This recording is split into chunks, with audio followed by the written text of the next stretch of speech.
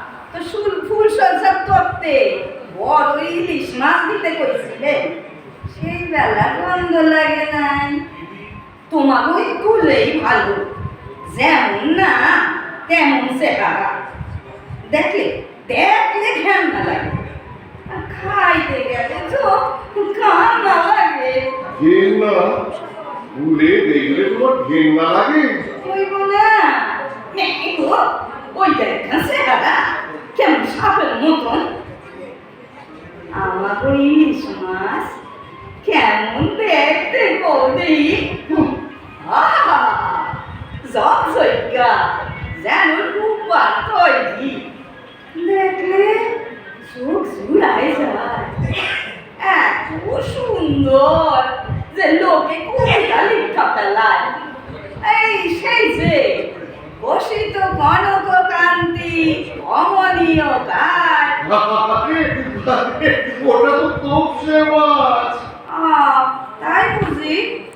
তাই ইলিশ মাছের কবিতাটা কি গা? না না, আমি জানি না। ওরে আমি রক্ষে নেই, সুকৃত দোষ। আমি গন্ধই সহ্য করতে পারি না। ওর কবিতা এখন কি হইব? ঠিক বলো না, এখন কি হইব? ওরা তো আইলো বইলা। এই শোনো, তুমি আগে ফোন করে বলে দাও যে আজ হবে না, তোমার মায়ের শরীর খারাপ, তুমি বাপের বাড়ি আসছো। ওরা কি ফিকিরি নাকি গা? আজ হইব না। কি কথা কি? এই মাছের মন্ত্রী কোথায় থাকে গো? কে? মৎস্যমন্ত্রী? বাবা এমন দাঁত বার করতেছ যেন মৎস্যমন্ত্রী তোমার ইয়া। না, ইয়ার হবে কেন? আসলে ছোটবেলায় আমরা এক স্কুলে পড়তাম তো। কোথায় খায় ওই মন্ত্রী? কেন? না কথা কিছু না, এমনি সারুন নাকি। এই যে আইজ ইন্দুর কাছে আমার প্যাস্টিসটা হইতা যাইতাছে, আর কি হইব? এতে ওর প্রেস্টিজ বা কি আছে? ভারী তো ইলিশ মাছ, তার তো ওই ইয়ে একবার মন্ত্রী ধরে টানাটানি করছো। ওরে নাই, এইবার করুন। চলো শিগগির চলো। কোথায়? ওই মাছের অফিসে। আজ মোনাবো একদিন কি আমাবো একদিন। আসলে রবিবার, সব ছুটি। তাইলে ওনার বাড়ি চলো। কি যন্ত্রণা, আমি তোমার বাড়ি চিনি না। তাইলে যে কইলা তোমার বন্ধু। না, ওর বন্ধু না তো, ছোটবেলায় এক স্কুলে পড়তাম। তাইলে আমি কি অহন ঘরে বৈশা হাত কামড়াবো? এই খবরদার, হাত কামড়িও না। তোমার হাই সুগার কেটে গেলে তো সারতেই চাইবে না। তা কইলা শ্রাবণ মাস শেষ হইতে চললো, একটু ইলিশ খাইতে পারো না? খালি শুনতাছি ইলিশ আইতাছে কম নাইতাছে, হ্যাঁ কোয়ানে আইতাছে। এমনি করতে তো পূজা এসে যাইবো। বুঝিয়ে গেলে খুব ভালো হয়, তাই না? তার মানে তোমাদের তো আবার দশমীর পরের দিন থেকে ইলিশ মাছ খাওয়া বন্ধ, তাই না গো? বাবা আল্লাহ যে হতাছে না, দশমীতে বন্ধ হইব তো কি হইছে? হ্যাঁ সরস্বতী পূজা আবার খাও জোড়া ইলিশ, এইটা জানো তো? তার জানি না। সরস্বতী পুজোতে সেই যে বাবা মা আমি তোমাদের বাড়ি গেলাম, ছি, কি লজ্জা। উলোয় করে উলো দিয়ে সিঁদুর মাখিয়ে ইলিশ মাছকে বরণ করা হচ্ছে। বাবা মায়ের সামনে আমার তো অপ্রস্তুত এক শেষ। আমাকে ওই রকমই নিয়ম। এ আবার কেমন ধরনের নিয়ম? আমরা তো জন্মভর ওই দিনটা নিরামিষ খেলাম। হ্যাঁ, আর আমরা জন্ম থেকে ওই দিনটায় জোড়া ইলিশ খাইছি। এই জন্যই তো তোমার বাড়ি সরস্বতী পূজার দিন আমি থাকি না। আর তোমার বন্ধ লাগবে বললে তো তোমার বাড়ি ইলিশও আইতো না। আর যদিও বা আইতো কিছু মনে কইল না, তোমার মা এমন অখাদ্য রান্না করতেন যে ঠাউরি করতে পারতাম না যে ইলিশ খাইতেছি। সর্ষে বাটা যে কলেজ জলের মতন তেল তেলাইয়া হয় তো তোমার বাড়ি না আইলে জানতেই পারতাম না। আসলে তোমরা তো কোলে আমাশার রুগী, তাই বাড়িতে শুধু জিরা বাটা ঝোল আর ঝোল। মাঝে কথা বলবে না। আগে আমি রুগী ছিলাম না, ওই তোমার মায়ের হাতে রান্না খেয়ে আমার হয়েছে। বাপরে বাপ, এত সর্ষে বাটা কেউ খায়? হ্যাঁ, যত তেল তত কাঁচা লঙ্কা তত সর্ষে বাটা। জীবনটা আমার জেরবার হয়ে গেল। বাপরে বাপ, এত নোলা! ইলিশ মাছের লেগা সকলেরই নোলা হয়। কই কোনোদিন তো দেখলাম না, একখান হাতে কইরা নিয়ে আসো। এই, একদম মিথ্যে কথা বলবে না। আমি গোলাঘাট থেকে আনিনি ইলিশ মাছ। সেইটা তো পচা মাছ। তবে 8টায় কিনে সন্ধ্যে 6টায় রান্না করলে বসবে না তো কি হবে? হ্যাঁ, মনে নেই সারা রাস্তা কি রোদ্দুর, সে খেয়াল আছে? তাও তো আল্লাহ কইরা কে কইছিল আনতে? কেন? তুমিই তো দেখবি দিয়েছিলে। এই গোলাঘাটের ইলিশটা আনলে তুমি গলায় দিয়ে দেবে, হ্যাঁ, তারপর না আনলে তো আমার হাতে গিয়ে পড়তো। বেশ হইতো, বেশ হইতো। কি হইল আয়না? কড়াইতে দেওয়া মাত্রই তো সব কেমন গুড়াই গেল। আমার তখন যে কি আনন্দ হয়েছিল না! কি? না, মানে ওই ভালো থাকলে তো অর্ধেকটা আমাকেই তুমি খাওয়াতে, আর খাওয়ার পরে তার মানে তুমি যাই না শুই না পচা মাছ আনছিল, হ্যাঁ, যাতে তোমার খাইতে না হয়। না, তুমি দেখো, তুমি ঠিক বুঝতে পারছো না। ও পারতেছি, এত বড় শয়তানি। ঠিক আছে, আমিও পিটিকে করতেছি।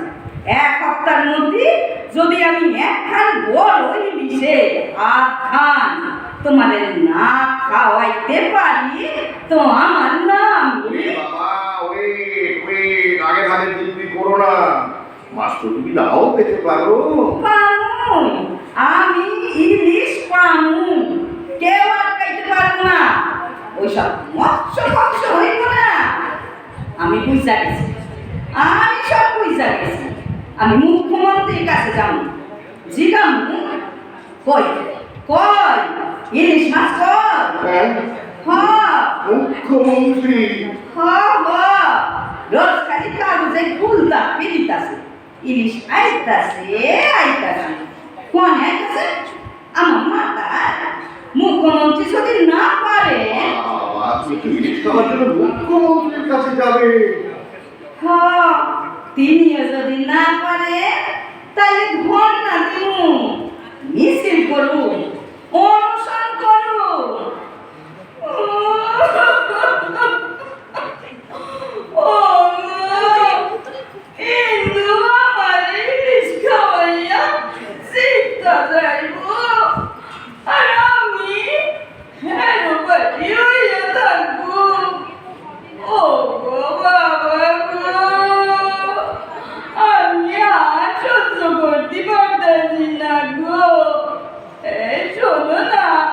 বলো। এই সামনে রবিবার আমিও ইলিশ মাছ খাওয়ামুই খাওয়াবো। হ্যাঁ, খয়রা মাছের মতো এটাও খাওয়াবো, আর বড় এটাও খাওয়াবো, 200 টাকা হইলেও খাওয়াবো, আর 2000 টাকা হইলেও খাওয়াবো। সে কি গো? ওগো বলো। মানে আমার সহ্য হইতেছে না গো। তুমি কেঁদো না গো। তোমার আবার ইয়ে থাকতো, যদি অজ্ঞান হয়ে যায় তাহলে তো আর ইলিশ খাওয়া হবে না। কেন খাওয়া হইব না কেন? না, মানে যদি ধরো তোমার আর জ্ঞানটা না ফেরে। ও মা, কি অলক্ষণে কথা! তুমি চাইতাছো আমি মুডা যাই ইলিশ না খাইয়া? না, আমি যদি মরি তাহলে ইলিশ খাইয়াই মরবো। আচ্ছা, ঠিক আছে, ঠিক তাই হবে। কিন্তু তুমি আর কেঁদো না, প্লিজ কেঁদো না। তাহলে প্রমিস করো, সামনের রবিবার তুমি ইলিশ খাওয়াইবা, আর বলো আনবা। ওরে বাবা রে, আচ্ছা, আমি আনবো। হলো তো? ও, তুমি কি গুড বয় গো, কি ভালো।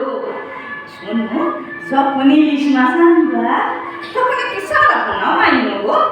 তোমার তো আবার আমার সাথে, তাই আমি তোমার মায়ের মতো কইরা তোমার জমি পাতলা জিরা বাটার ঝোল কইরা দিন, কেমন? কি যে একেবারে সোনা মুখ। কি হইল? মুখটা অমন কইরা আছো কেন?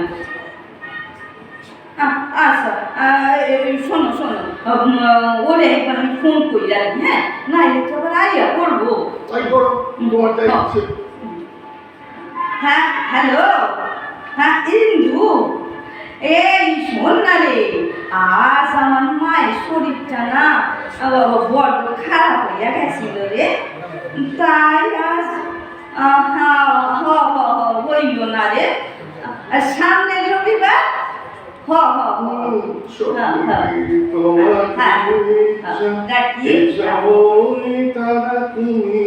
তোমার কর্ম তুমি